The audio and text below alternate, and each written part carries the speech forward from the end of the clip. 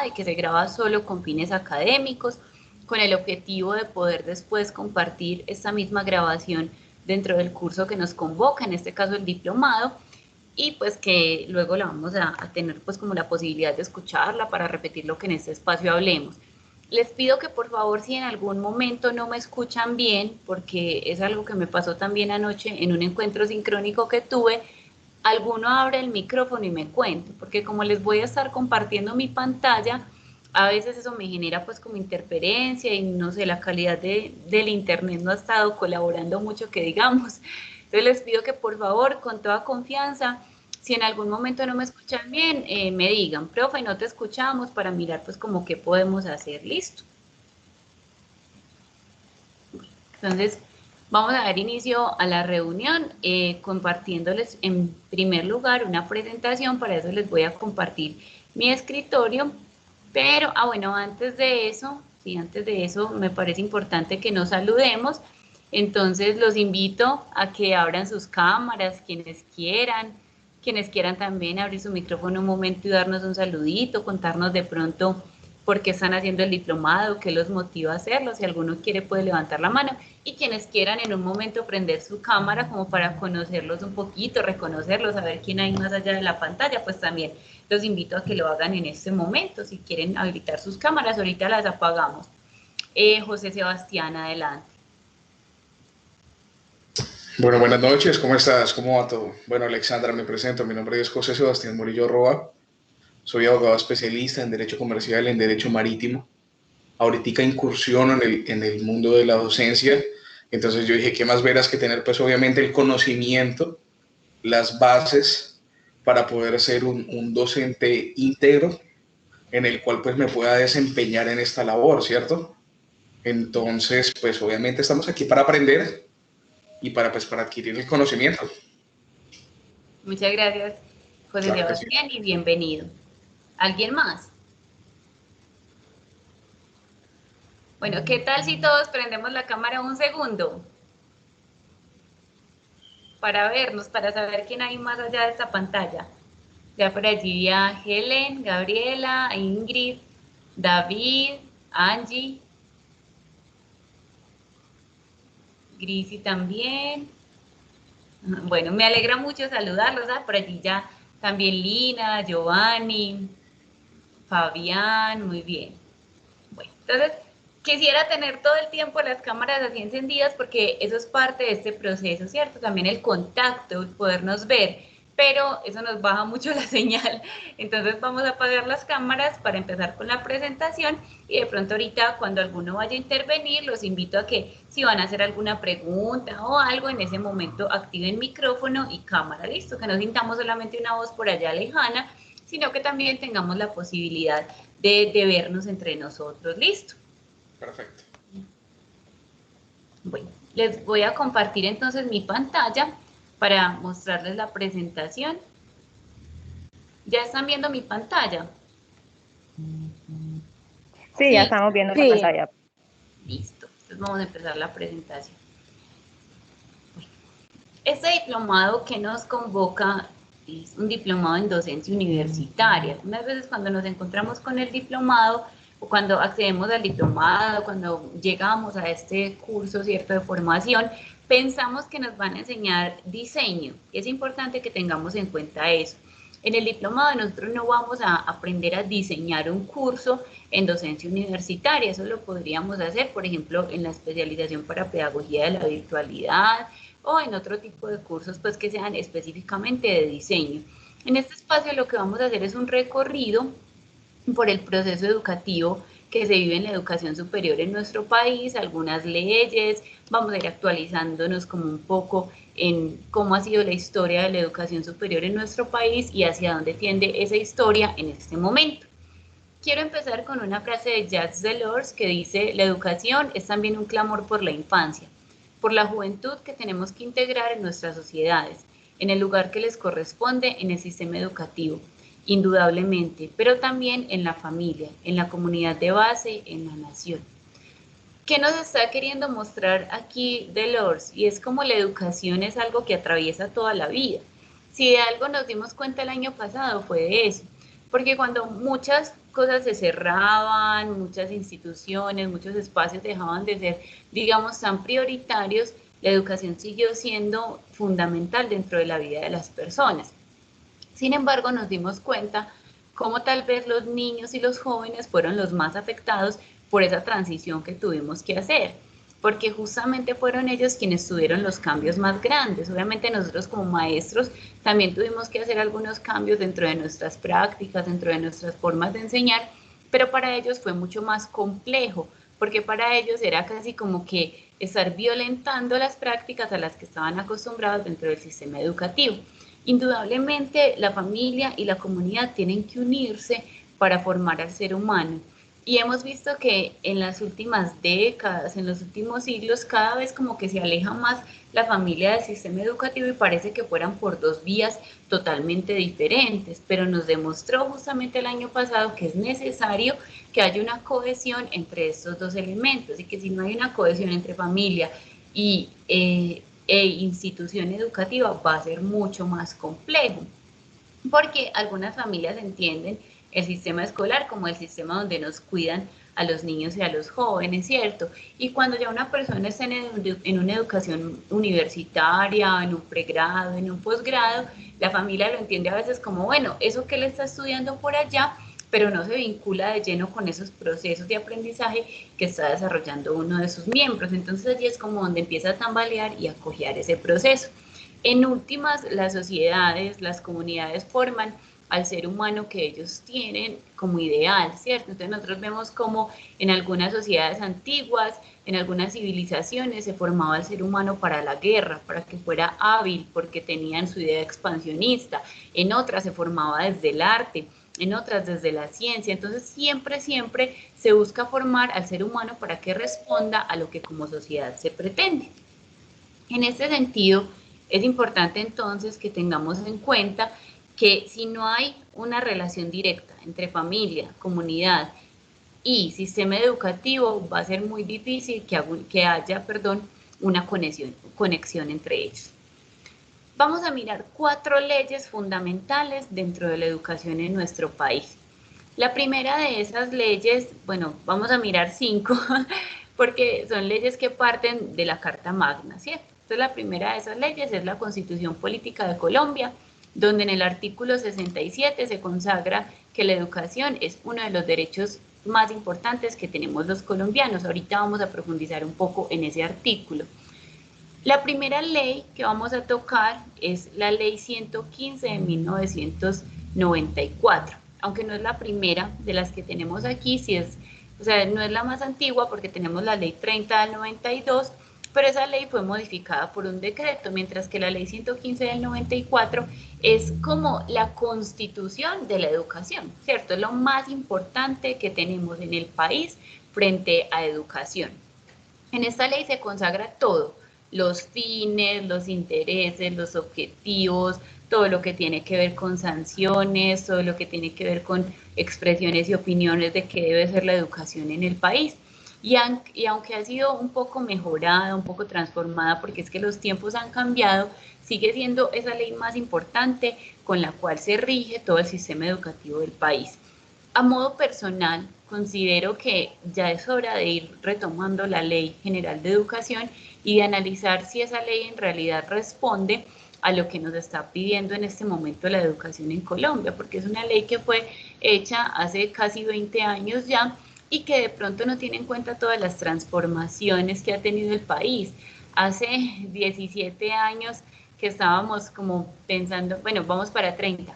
Hace 17 años, por ejemplo, que estábamos pensando en la Católica del Norte, hacer un colegio 100% virtual parecía una locura, pero hoy en día, cuando el cibercolegio ya lleva 17 años funcionando, es totalmente posible y vemos cómo se permite que los niños y las niñas, desde el ciclo de primero hasta el ciclo de 11, con los jóvenes, incluso con la educación de adultos, cursen sus estudios 100% virtual. Entonces, de pronto hay cosas que no están contempladas en la ley y que hoy en día son totalmente posibles. La Católica del Norte lleva más de 20 años educando virtual y la ley nació antes que la católica. Entonces es bueno como retomar esa ley y mirar qué cosas han cambiado en el país y en el mundo, porque el mundo se ha transformado mucho, para que la educación en nuestro país responda de verdad a los intereses y a las necesidades que tenemos como nación y como ciudadanos. Nos encontramos también con la Ley 715 del 2001. Esta ley, aunque aplica también para otros escenarios, es una ley que atraviesa mucho todo lo que es la educación porque es la ley general del sistema de participaciones. Y de acuerdo con esta, entonces, tenemos los presupuestos que se invierten en los procesos educativos. Entonces, el sistema de participaciones nos muestra hasta qué punto se pueden o no vincular las instituciones de ciertos procesos a nivel nacional que finalmente se ven impactados en la capacidad de tener recursos para la educación. En tercer lugar, nos encontramos una ley muy importante, la Ley 1098 del 2006 sobre la infancia y adolescencia. Si nos devolvemos un poquito hacia atrás, antes de esta Ley 1098, en Colombia no había una ley específica que atendiera a los jóvenes y a los niños, sino que teníamos lo que hasta entonces se conocía como el Código del Menor. De pronto algunos de nosotros que ya estamos más viejitos lo recordamos. ¿Qué pasaba con el Código del Menor? Era que toda la responsabilidad recaía en el Estado. Entonces un menor que, por ejemplo, tenía dificultades con sus estudios, o un menor que era violento, un menor que tenía algún tipo de dificultad, era responsabilidad exclusiva del Estado. Con la Ley 1098 del 2006, que es esa ley sobre infancia y adolescencia, hay dos ejes fundamentales. Primero, un eje de protección, porque nos dimos cuenta que tal vez los niños y las niñas, y pues también llevándolo hasta los jóvenes, pero en especial los niños y las niñas, eran una de las poblaciones más desprotegidas que teníamos en el país y paradójicamente eran una de las poblaciones más necesitadas de ambientes de protección. La educación tiene que convertirse en un ambiente de protección para los niños y para los jóvenes. El año pasado, por ejemplo, vimos cómo aumentó la violencia intrafamiliar, ¿cierto? Y aumentaron las necesidades de los niños, las niñas y los jóvenes, y aumentó justamente ese maltrato hacia ellos.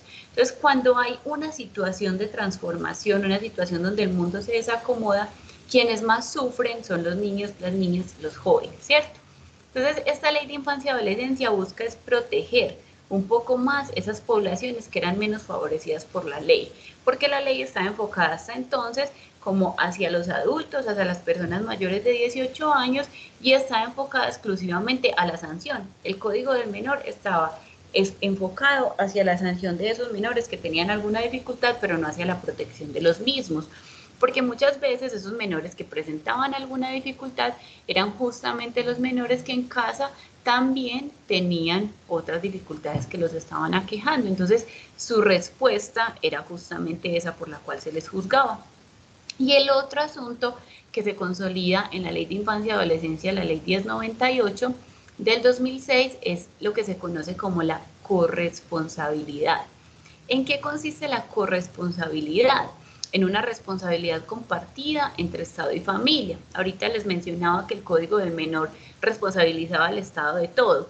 En este caso, entonces, la familia tendrá que hacerse responsable por las acciones del menor, y no solo por las acciones negativas, sino también que tendrá que responsabilizarse de las acciones positivas que se generan para la protección de estos menores. Finalmente tenemos en el cuarto lugar la Ley 30 de 1992. Y la pongo de última porque es la última que fue modificada con el decreto 1075 del 2015. Esta ley también tiene un impacto bastante importante con los recursos que se dan para la educación y con todo lo que llega, con todas las ideas, con todas las transformaciones que se ejercen para la educación, en especial para la educación pública. Tiene un impacto fundamental dentro de la educación pública del país. ¿Me están escuchando bien? Sí, señora. Muchas gracias. Señora. Listo, muchas gracias. Retomamos ahora entonces la Constitución Política de Colombia. ¿Qué nos dice nuestra Carta Magna? La educación es un derecho, pues si bien no está considerado como dentro de los derechos fundamentales como tal, pero sí podríamos decir que es uno de los derechos más importantes que se tienen en el mundo. Y en nuestro país es un derecho que pues se supone, es un derecho al que todas las personas deberíamos tener la posibilidad de acceder.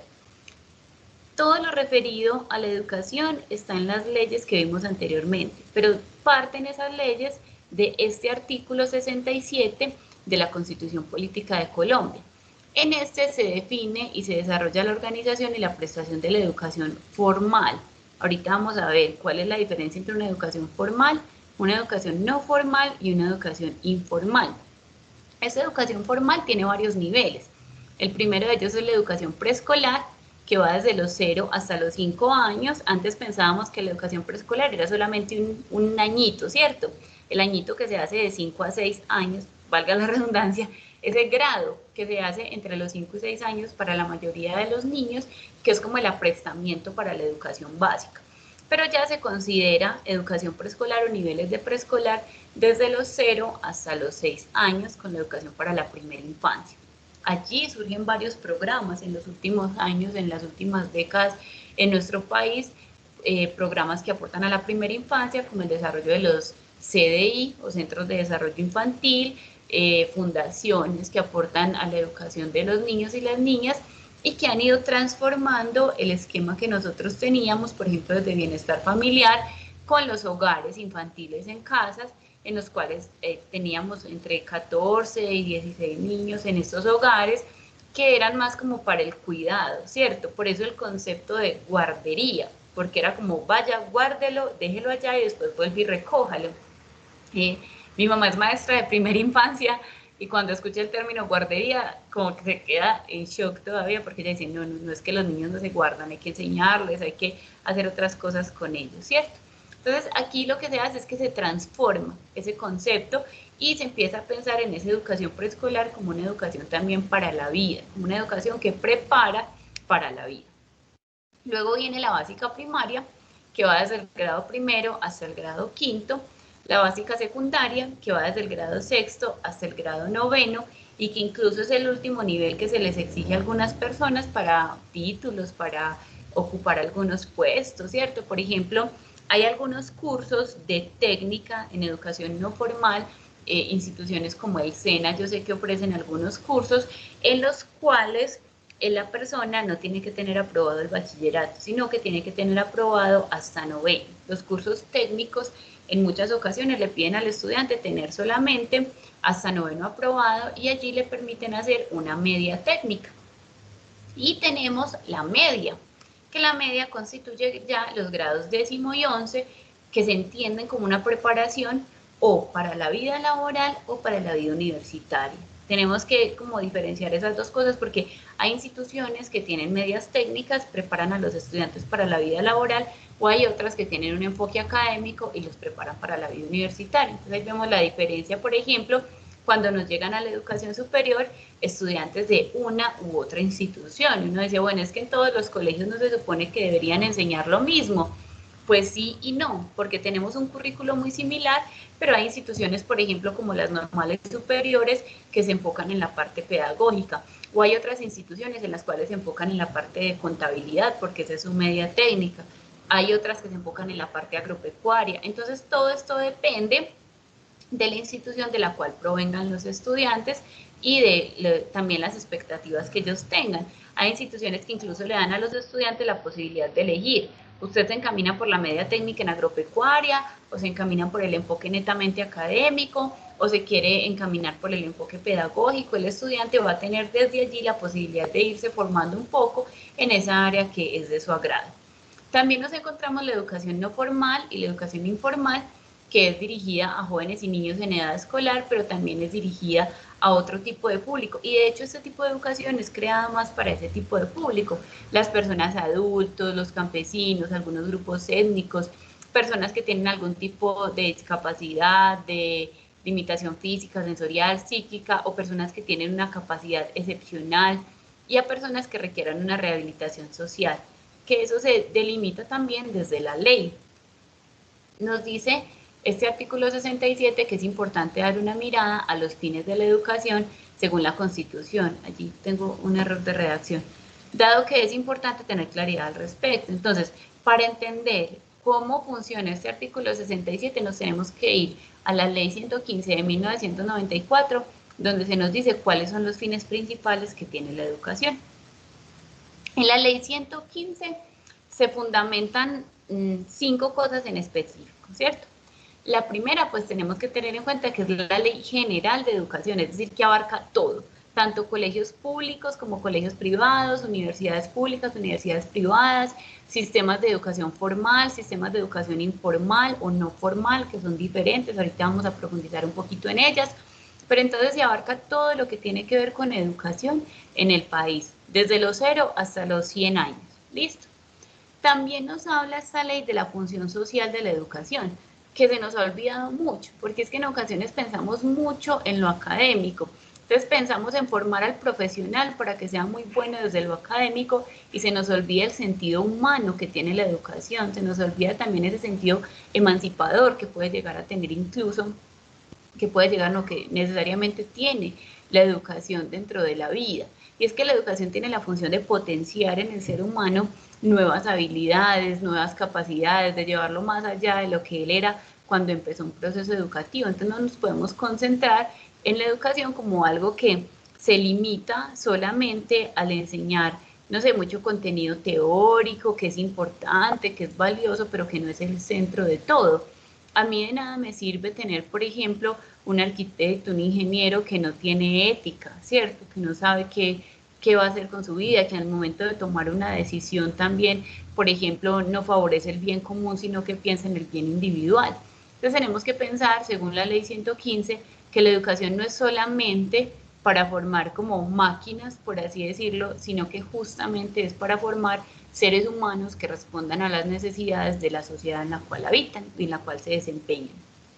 En esta ley se fundamenta el derecho a la educación, se entiende como un derecho para todos los colombianos, no hay exclusividad, no es que entonces si usted tiene entre 6 y 15 años tiene derecho a la educación, no, es un derecho para todos los colombianos de manera universal. Y está a partir de ese artículo 67 que leíamos ahorita. También en esta ley se enuncian cuáles son los fines de la educación. En el curso los podemos encontrar de una manera pues como más descrita, ¿cierto? Podemos ver cuáles son específicamente esos fines que se presentan para la educación en Colombia. Vamos a profundizar en ellos. Nos presentan 3 definiciones de educación. La primera es la educación formal. Esta es la educación que se imparte en los establecimientos educativos aprobados. Tienen una secuencia regular que se conoce como ciclos lectivos. Entonces tenemos un primer ciclo que es el preescolar, un segundo ciclo que es la básica y otro que es la media. Y están sujetos a unas como pautas curriculares progresivas. Por eso, cuando un estudiante, por ejemplo, viene de otro país, generalmente se le hace una prueba para mirar en cuál de estos ciclos lectivos puede quedar ese estudiante. Porque, por ejemplo, supongamos que un estudiante llega de Brasil y en Brasil el estudiante estaba en grado segundo, pero resulta que allí en grado segundo todavía no enseñaban a multiplicar, a dividir, sino que lo empezaban en grado tercero. Y el colegio al cual él llega en Colombia enseñaba a multiplicar, no creo que a dividir, pero supongamos que enseñaba a multiplicar en grado segundo. Entonces tienen que hacer un examen para mirar las competencias que trae ese estudiante y para poderlo ubicar. Nos pasa mucho, por ejemplo, en el país con estudiantes que vienen de Venezuela, porque allí hay materias que no se ven. Por ejemplo, los estudiantes que llegan a veces llegan con una deficiencia alta en inglés. Entonces hay que mirar cómo llegan ellos también en las otras materias y hay incluso algunos que llegan con fortalezas en otras áreas que dentro de nosotros no son tan habituales. Personalmente he tenido la posibilidad de recibir estudiantes de este país que tienen habilidades para la matemática y para el lenguaje, pero que de pronto tienen dificultades con una segunda lengua. Entonces lo que tenemos que hacer es hacer una evaluación diagnóstica de ese estudiante para mirar cómo lo podemos ayudar para que al final del proceso no esté en desventaja con relación a sus compañeros. Se conduce esta educación formal por grados o por títulos, entonces hay como unos cortes, ¿cierto? De hecho, ya no se hace, pero antes sí se hacían graduaciones en cada uno de esos cortes. Ya, por ejemplo, no se suele usar tanto un diploma de preescolar, un diploma de quinto, solamente se da el diploma de 11, pero simbólicamente sigue existiendo como esa graduación en preescolar, en grado quinto y en grado undécimo. La educación no formal es aquella que se ofrece con el objeto de complementar, actualizar, suplir esos conocimientos que han quedado de la educación formal. y pulir aspectos académicos o laborales que no tienen que tener como con esos grados, sino que no es tan rigurosa, pero se rige por algunos principios y fines de la educación para tratar de que las personas se vuelvan como más especialistas, por así decirlos, en un área de formación específica. Entonces, supongamos una persona tiene una carrera profesional, pero para el curso, para el trabajo que va a desarrollar, perdón, tiene que hacer un curso de alturas. Y ese curso de alturas le va a garantizar que va a poder aplicar mucho mejor eso que ha aprendido dentro de su profesión. O tiene que hacer un curso de manipulación de alimentos. Entonces, son este tipo de cursos que como que pulen lo que se ha hecho en la educación formal para ayudar a que esa persona se desempeñe mucho mejor dentro de su trabajo. Y por último tenemos la educación informal, que es aquella que se adquiere de manera libre, espontánea, pero que no tiene ningún tipo de certificación. En la educación formal, la certificación es un título como tal, ¿cierto? Una graduación. En la educación no formal se hace una certificación. Incluso, por ejemplo, actualmente hay muchas posibilidades de acceder a educación no formal, con los MOOCs, que son sistemas gratuitos en los cuales usted estudia, y si al final quiere tener el diploma lo paga, pero si no, pues no paga ese curso. Con los cursos de media técnica en instituciones como el SENA.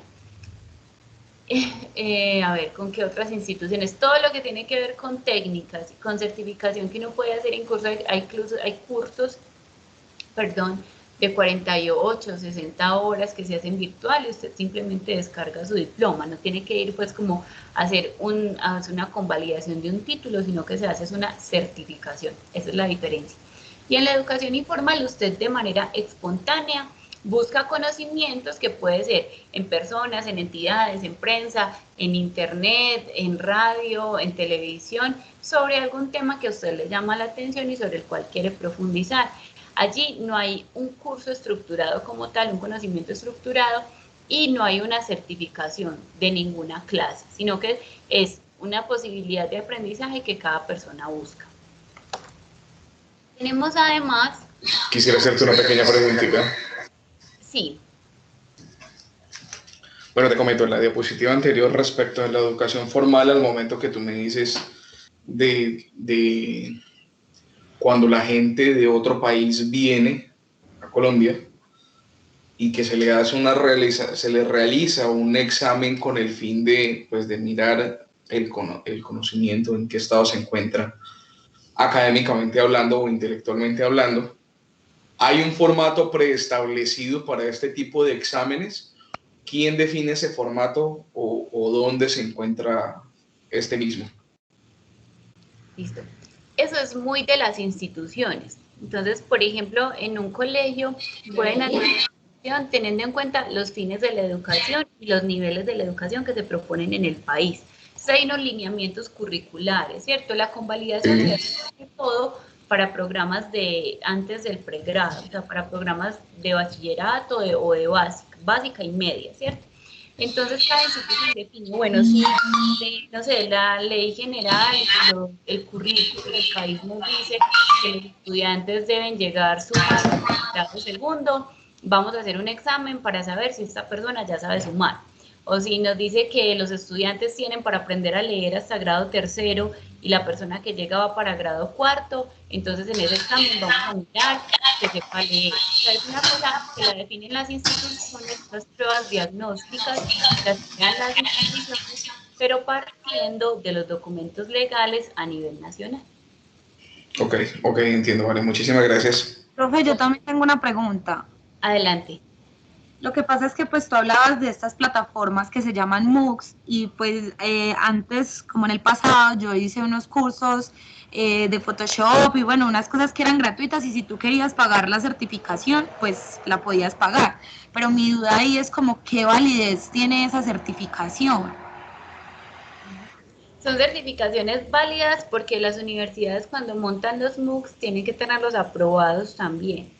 Entonces son certificaciones que son válidas porque las instituciones presentan el proceso ante el Ministerio de Educación Nacional como cualquier proceso de un curso. Lo que pasa es que se vuelven más libres para que las personas tengan acceso, justamente buscando eso que se dice en el artículo 67, de que la educación sea pública, gratuita y que cualquier persona pueda acceder a ella. ahí me genera otra duda, qué pena. Lo que pasa es que cuando estuve investigando acerca del diplomado de docencia universitaria, me salió un diplomado de esa manera, pero pues no sabía si tenía como más validez que esa certificación. No, ambos son válidos, o sea, ambos son válidos, ambos se certifican, pero allí la certificación depende pues ya de la institución. Vale, muchas gracias. Con mucho gusto. Listo, entonces vamos a continuar con la ley 1098. De esta ley ya hablamos un poquito ahorita, vamos a avanzar un poquito en ella. Según el artículo primero de esta ley 1098 que se genera en 2006 y que es como la consecuencia del Código del Menor, tiene por finalidad que se garantice a los niños, a las niñas y a los adolescentes el pleno y armonioso desarrollo. Ese desarrollo, ¿cómo se entiende? Primero, que crezcan dentro de una familia y que crezcan dentro de un ambiente de felicidad, amor y comprensión. Si nosotros vemos esto, que es tomado literal de la ley, pues es una utopía, ¿cierto? ¿Cómo se va a medir que el niño vive en una familia donde haya felicidad, amor y comprensión? Sería maravilloso, pero es muy complejo que el Estado llegue a garantizarlo. Para garantizar este ambiente de protección, que es como lo que más se busca dentro de la ley, hay tres aspectos fundamentales. El primero es la protección integral a la primera infancia, o sea, los niños son sagrados. De hecho, hemos visto que luego de apoyándose en esta ley 1098 han surgido otras leyes en el país, como la cadena perpetua, por ejemplo, para violadores de niños. O sea, se han buscado como endurecer las leyes para evitar el maltrato de los niños, pero además de endurecer esas leyes se ha buscado garantizarle los derechos. Entonces, en la prevalencia de derechos, que es el segundo aspecto, se busca, por ejemplo, que los niños tengan acceso a la alimentación, que tengan acceso a la educación. Por ejemplo, el año pasado, con todo lo de la pandemia, los niños no podían asistir a los CDI, los Centros de Desarrollo Infantil, no podían asistir a las unidades de protección. Entonces, lo que hacían era que mes a mes se repartía a las familias algunos mercados, algunos elementos que no eran pues suficientes para un mes para una familia que tiene 3, 4 niños, pero que subsanaban algo, ¿cierto? Que generaban algún aporte para buscar garantizarles los derechos. Y surge el principio del cual les hablaba ahorita, que es como, yo digo que el plus de la ley 1098, lo más importante que trae la ley 1098 en comparación con el Código del Menor, es este aspecto de la corresponsabilidad.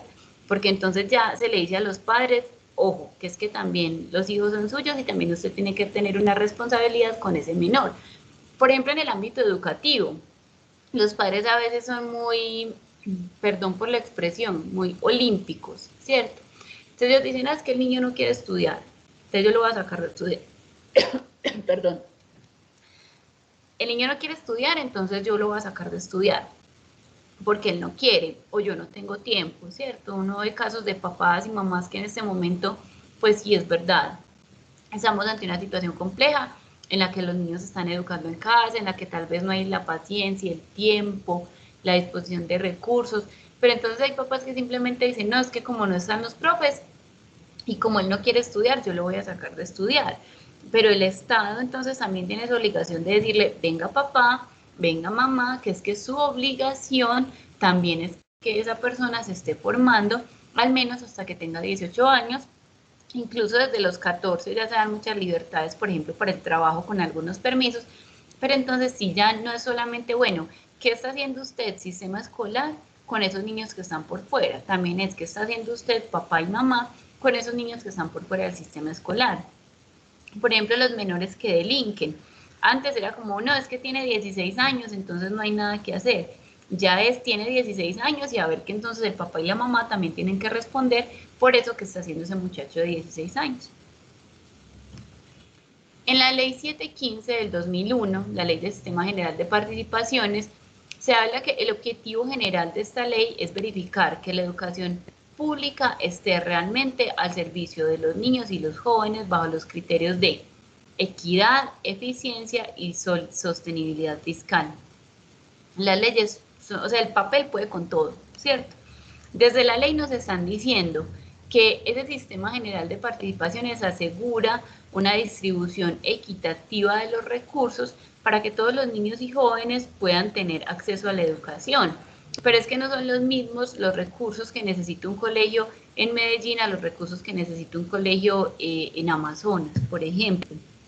Incluso dentro de la misma ciudad, hay zonas de la ciudad donde no va a ser igual el recurso que necesita una institución a otras zonas de la misma ciudad, ¿cierto? Entonces, garantizar la equidad no es garantizar que todos tengan lo mismo, sino que todos tengan lo que necesitan, que allí pues, hay un principio que tendríamos que empezar a comprender.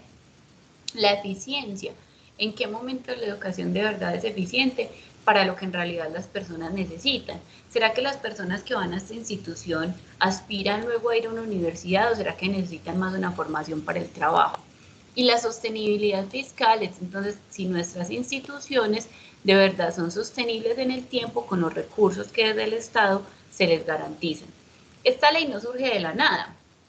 Esta ley tiene unos antecedentes. El primero de ellos es el comportamiento de los recursos que ya se había analizado en la Ley 60 de 1993. Además se habla de una falta de evaluación permanente de cuál era el efecto del crecimiento de los recursos versus el crecimiento de la eficiencia. Entonces, antes de esta ley se pensaba, bueno, ¿será que a mayor recurso, mayor eficiencia de las instituciones o será que de pronto ese recurso se queda en cemento, que es lo que muchas veces pasa? Entonces a las instituciones se les aumenta el recurso porque se ve que hay una mayor necesidad en el público, ¿cierto? Se ve que necesitamos atender mejor a ese público, pero resulta que lo que se hace son 2 salones nuevos, donde hay de pronto la posibilidad de distribuir mejor a los estudiantes, no sé, una calle para que el colegio quede con la calle pavimentada, pero no se invierte en libros, en material de TIC, en material didáctico, entonces se convierte solamente en una inversión que se queda en mostrar las obras de cemento, pero más allá de eso no aportan a la eficiencia del sistema educativo como tal. Se hacía el análisis también de las competencias necesarias para hacer una descentralización, es decir, para repartir los recursos con una mejor distribución, porque antes los recursos llegaban a los entes territoriales, tenían que ser distribuidos para todos y no había la posibilidad de pronto de hacer eso que les decía ahorita, de analizar equitativamente qué instituciones de pronto necesitaban más que otras.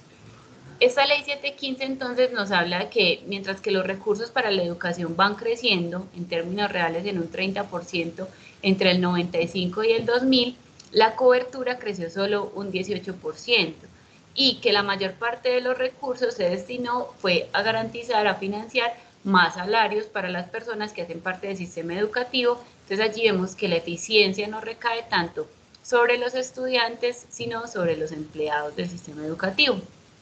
También responde a ese sistema de descentralización del cual ya hablamos un poquito y que parte de la ley 115 del 94, en la cual también se le brinda a las instituciones, a la escuela, entendida como todo el proceso desde el grado preescolar hasta 11, la posibilidad de tener mayor autonomía en el manejo de sus recursos, la participación de actores escolares en las decisiones y en la concepción de la institución como eje del desarrollo educativo.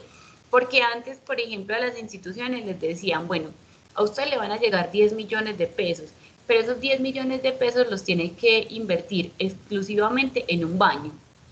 Y resulta que esa institución tenía 5 baños que eran suficientes para los 100 estudiantes que tenían. No necesitaba un baño, pero de pronto a la institución sí le hacía falta un computador, un televisor, algunas otras cosas de recursos TIC para ir mejorando. Entonces lo que nos permite esta ley 715 es que las instituciones tengan autonomía y que pueda participar un consejo directivo en el cual hay un estudiante, un representante de los padres de familia, un representante de la comunidad, ¿cierto? De las empresas, de la comunidad, del sector productivo, para ver qué es realmente lo que necesita la comunidad dentro de la institución educativa, porque esa institución educativa debe su servicio a la comunidad como tal. Entonces, se orientan hacia esa gestión educativa que permita la efectividad y la productividad de las instituciones, garantizando su autonomía, respetando su autonomía, tanto desde las instituciones mismas como desde los directivos, para que de verdad la inversión pueda llegar a impactar a la comunidad educativa. ¿Cuáles son las expectativas de esta ley? Que se modernice el sistema, que haya una reorganización y una modernización de las mismas instituciones, que se cambien los conceptos de jornada estudiantil, laboral, asignación académica, el calendario. Las instituciones, por ejemplo, entonces algunas tienen doble jornada, otras tienen una jornada única, que se adecue en últimas. Todo lo que se busca es que se adecue el sistema educativo a las necesidades de las instituciones educativas como tal. Por eso hay un nuevo estatuto docente también. Antes teníamos el 2277, con el cual pues los docentes de más edad estaban vinculados y tenían unos grados mediante los cuales ellos iban subiendo y a medida que ascendían subían su salario. Este se cambió por el 1278, en el cual los docentes, si bien van ascendiendo también en su salario, tienen que ir ascendiendo en su formación académica. Y la universalización de la formación por unas competencias básicas. Allí entonces, frente a la pregunta que me hacían ahorita, ¿cómo se hace ese diagnóstico? Atendiendo a las competencias básicas desde la vida laboral o desde lo que se proyecta la vida laboral debe tener el estudiante. No nos pasa solo con estudiantes que llegan del extranjero. ¿Qué pasa, por ejemplo, cuando un estudiante va de un departamento a otro o va de una institución a otra dentro del mismo municipio? Hay que analizar cuál es el estado en el que llega esa persona en cuanto a las competencias básicas. Tenemos 5 ejes fundamentales que se proponen para la educación. El primero es la cobertura. Se busca garantizar un acceso mejor y a más personas. Entonces, no solamente que se llegue a los lugares más alejados y que se eduque en esos lugares más alejados, sino que ese acceso que se garantice sea de una buena calidad, ¿cierto? Entonces, el aspecto de la cobertura, para evitar uno de los índices de pronto como que se tratan de erradicar en un país, y es el del analfabetismo, porque mediante el analfabetismo también se mide la pobreza de un país. Entonces, tratando de salir de ese analfabetismo, se busca garantizar una mayor cobertura y surgen procesos como los ciclos lectivos de educación integrada, que conocemos como CLEI, en los cuales se hace la educación de adultos. Entonces, hay sistemas de educación nocturna, sistemas de educación sabatino, dominical, donde se busca que más personas accedan a la educación. El segundo es la calidad, orientada hacia el bienestar del niño, la niña, el joven, el adulto, donde él puede hacer algo con eso que aprende, que eso que aprende le sirva en algo para la vida. El tercero es la pertinencia laboral, que empieza por la formación de los docentes, por las instituciones de educación superior y también lo que les decía ahorita de la educación no formal. Entonces, ¿cómo pulo yo esas capacidades que tienen las personas, esas habilidades para las cuales fueron formados, cómo las pulo un poco desde el sistema educativo para que respondan de verdad a su vida laboral? Está estrechamente relacionado con el siguiente, que es la capacitación técnica, donde se dice que las acciones educativas buscan adiestrar, esa palabra es un poco, pues no me gusta mucho, pero buscan formar a la población desde la técnica, el arte, diversos oficios, para que ellos les sirvan a la sociedad y para que se reinserten al desarrollo de un país. Y finalmente, un aspecto en el cual se ha hecho mucho énfasis últimamente, de hecho pues ha ido creciendo un poco el porcentaje, el rubro que se le busca dar, pero también hay un reclamo permanente para que se le dé más, y es el asunto de la investigación. Se dice que se va a incentivar la creatividad de los niños para convertirlos en investigadores. Partes de nuestro estado como conciencias, por ejemplo, se supone que deben aportar a la sociedad. Para terminar, entonces, vamos a escuchar una frase de Humberto Maturana, un pedagogo importante en nuestro país, que nos dice: ¿para qué educar? Para recuperar esa armonía fundamental que no destruye, que no explota, que no abusa, que no pretende dominar el mundo natural, sino que quiere conocerlo en la aceptación y el respeto, para que el bienestar humano se dé en el bienestar de la naturaleza en que se vive. Para esto hay que aprender a mirar y escuchar sin miedo, a dejar ser al otro en armonía, sin sometimiento. Este día también leí una muy parecida en estos días en un texto de Stanislao Zulet.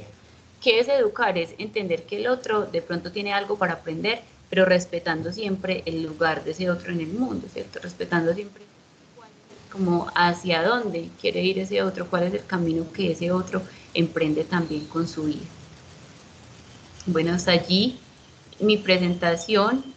Les voy a compartir en un momento entonces cuáles son las actividades que vamos a tener dentro del curso, por si no las han explorado.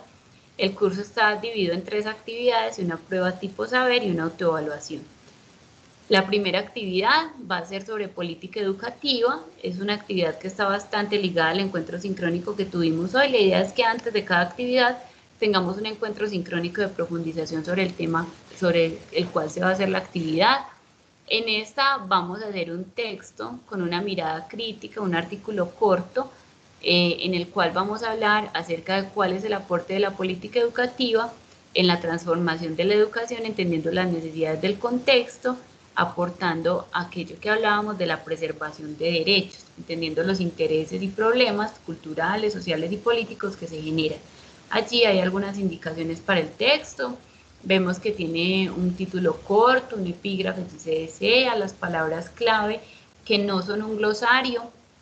Estas palabras no hay que definirlas, solamente hay que enunciarlas, un resumen corto y luego el texto se divide en inicio, desarrollo y conclusiones y al final, pues supremamente importante, mostrar las referencias de las cuales nosotros tomamos información. Es muy pertinente usar referencias, no tiene nada de malo. A veces pensamos que si usamos referencias estamos copiando las ideas de otro y no, es reconocer que hay otro en el cual me apoye para hacer esa actividad de ese texto. Una preguntita, Alexandra. Sí. ¿Ese documento, ese trabajo a realizar, tiene algún mínimo o algún máximo de páginas? No, solamente, por ejemplo, el resumen se dice que entre 100 y 150 palabras, el título que máximo 13 palabras, pero ya el texto como tal no tiene un mínimo y un máximo. Ah, bueno, listo, perfecto, dale, gracias. Profe, referente a la pregunta del compañero, yo estuve leyendo hoy, pero decía que de 5 a 6 páginas. Yo les digo ahí como para tratar de limitarlos, pero si por ejemplo un estudiante dice, bueno, en mi texto me gasté 10 páginas, no hay ningún problema, porque es también como la creación que ustedes tienen del texto, entonces no hay dificultad con ello. Ok, profe, gracias. Con gusto. Bueno, vamos a la actividad 2. En esta actividad entonces vamos a analizar específicamente el currículo de una institución superior. Vamos a abordar en el próximo encuentro entonces cuáles son como las principales partes de ese currículo de la educación superior y con base en esas partes vamos a hacer un análisis de una institución. Ustedes van a seleccionar, por ejemplo, yo quiero hacer el análisis de cómo es el proceso en la Católica del Norte, cuál es el currículo de la institución de educación superior en la que trabajo y voy a presentar todos estos aspectos de una manera reflexiva. Y finalmente, en la actividad 3, vamos a hablar de los 7 saberes para la educación del futuro a partir de un texto de la UNESCO y de un texto de Edgar Morin, en el cual vamos a nombrar pues cuáles son como los saberes que nos parecen más importantes. Este texto ya pues podemos decir que se cumplió, porque cuando él lo planteaba pensaba en un futuro y en este momento estamos como en ese futuro que él se imaginaba. Entonces vamos a ver en este momento histórico que estamos viviendo, por eso decimos cómo se ha dado respuesta, especialmente la educación en tiempos de pandemia. Vamos a hablar a partir de un video de Zuviría, que también es un pedagogo bastante importante en nuestro país, Julián de Zuviría, cómo se ha dado esa educación actualmente y de qué manera la educación superior ha dado respuesta a la educación en tiempos de pandemia. Por eso es muy importante como hacer ese análisis crítico, que no nos quedemos solamente en el enunciar, sino también en el argumentar. Para finalizar, vamos a tener una prueba saber. Son pruebas con preguntas de opción múltiple, entre 10 y 20 preguntas aleatorias, con una única respuesta, y vamos a tener una autoevaluación, que es un aspecto muy importante en el cual cada uno de los estudiantes va a reconocer cómo fue su proceso dentro del curso y va a asignar una nota.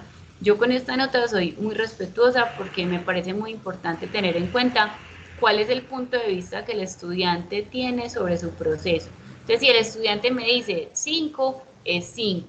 Así yo diga, no, todas las actividades se las sacó en 3, pero usted sabe que hizo su mejor esfuerzo, ¿cierto? Una vez ve estudiantes a los que uno les puso todo en 5 y se ponen un 3, y uno dice, bueno, es su percepción sobre el proceso, ¿cierto? David, tienes la mano levantada, adelante.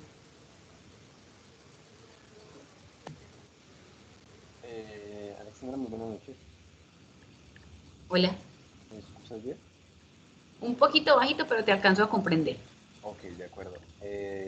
Cuando tú enuncias, dices que va a ser una postura crítica, ¿en qué momento cabe esa crítica cuando nos solicitan que el documento sea en tercera persona? En la parte conclusiva del texto. O sea, nosotros en tercera persona también podemos hacer, como asumir esa postura en esa parte conclusiva del texto, donde entonces ya, después de todo lo que hemos expuesto, después de todo lo que enunciamos, aparecemos como ya, ahí sí puede ser en primera persona incluso, o también en tercera se puede hacer, pero entonces ahí sí aparece como nuestro punto de vista frente a todo eso que hemos hablado con anterioridad. Ok, de acuerdo. Muchas gracias. Con mucho gusto. Listo, no sé si alguien más tenga alguna pregunta frente a lo que hemos hablado, algún comentario. Ingrid, adelante. Hola, gracias. Mira, no, es una pregunta de las que hay al final del módulo, que dice cuál es la estructura del servicio educativo en Colombia, pero a mí no me queda tan claro si es hablar de que lo que nos dijiste ahorita, que es primaria, preescolar, básica, media, eso, y educación superior. ¿Es eso a eso a lo que se refiere la estructura? Sí, hace referencia a eso, a los ciclos lectivos. Ah, bueno, muchas gracias. Con mucho gusto. Giovanni.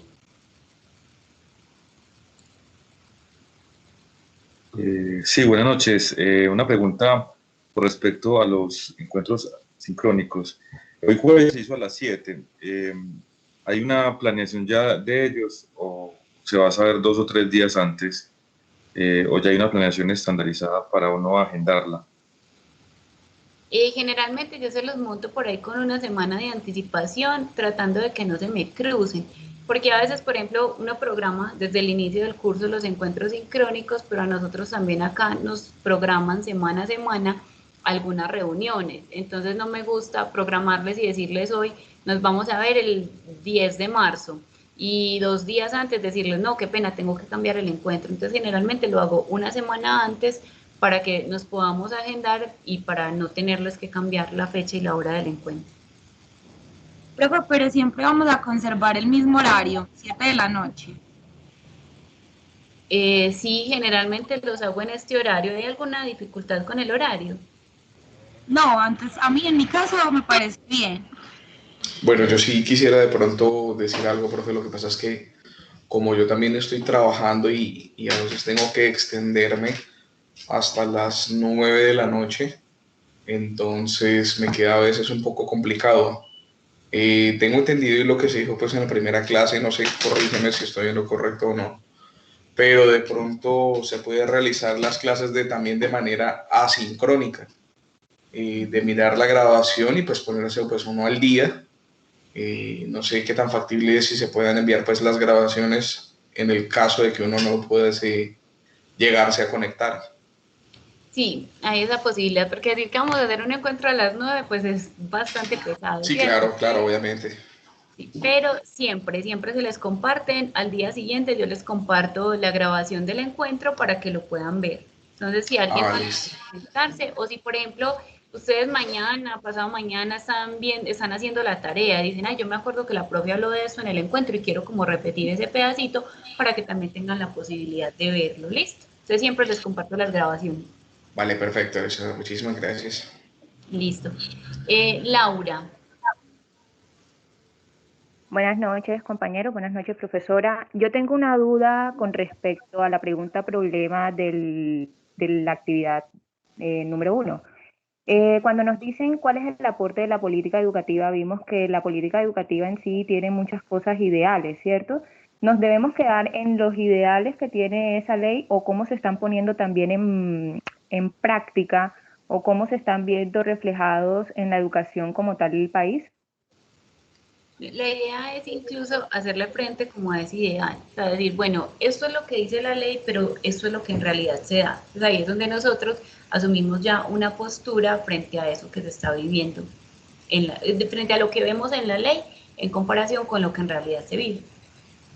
Ok, es como un conjunto, es decir, tanto evaluar qué nos falta a nivel de leyes con respecto a la educación, como también qué no se está poniendo en práctica y que sí los tenemos en las leyes, ¿cierto? Sí, como hacer esa confrontación.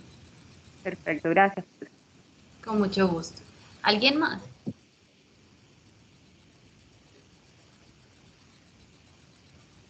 Veo que no hay más manos levantadas. Ingrid, adelante. No, era que quería preguntarte del correo electrónico. Listo, se los voy a escribir. Está en la información docente en el curso, pero también se los voy a escribir por acá. Bueno, gracias. Es ayemonsalve@ucn.edu.co. Y si de pronto alguno no tiene el WhatsApp, 311-618-3368. Recuerden los horarios, lunes a viernes de 5 a 9, sábado de 8 a 12, listo.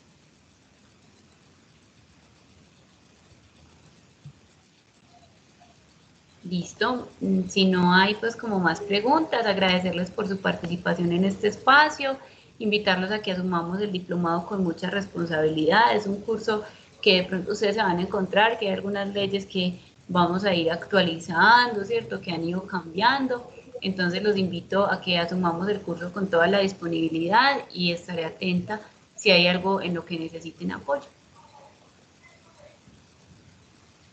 Vale, muchísimas gracias. Con mucho gusto. Muchas gracias. Feliz noche. Muy bien. Muchas Igualmente. gracias. Feliz noche. Bueno, feliz noche y feliz noche para los compañeros.